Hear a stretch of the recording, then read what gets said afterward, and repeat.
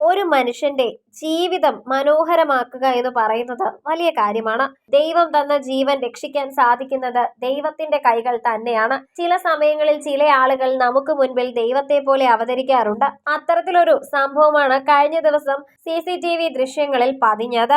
കഴിഞ്ഞ ദിവസം പാലക്കാടാണ് ഇത്തരത്തിലൊരു സംഭവം ഉണ്ടായത്. ട്രെയിനിൽ നിന്നും ഒരു യുവതി വീഴാൻ തുടങ്ങുകയായിരുന്നു. ആ സമയത്താണ് റെയിൽവേ സ്റ്റേഷനിലെ ഒരു ജീവനക്കാരനായ രാഘവനുണ്ണി ദൈവത്തിന്റെ കരങ്ങൾ പോലെ അവിടേക്ക് എത്തുന്നതും അത്ഭുതകരമായ രീതിയിൽ ആ യുവതിയെ രക്ഷിക്കുന്നതും. ശരിക്കും ദൈവത്തിന്റെ കരങ്ങൾ എന്നൊക്കെ പറയുന്നത് ഇതാണെന്ന് തോന്നിപ്പോകുന്നത് പോലെ ആദ്യം ഒരു യുവതി ഇറങ്ങുന്നുണ്ട്. അവരുടെ കൈകളിൽ ഒരു അപകടം കാണുന്നത് പോലെയാണ് അടുത്ത ആൾ ഇറങ്ങുമ്പോൾ അവിടേക്ക് ശ്രദ്ധ പതിയുന്നത്. ആ സമയത്താണ് ട്രെയിനിനടിയിലേക്ക് പോകാൻ തുടങ്ങിയ യുവതിയെ അത്ഭുതകരമായി അവിടുത്തെ ഒരു ജീവനക്കാരനായ രാഘവനുണ്ണി രക്ഷിക്കുന്നത്.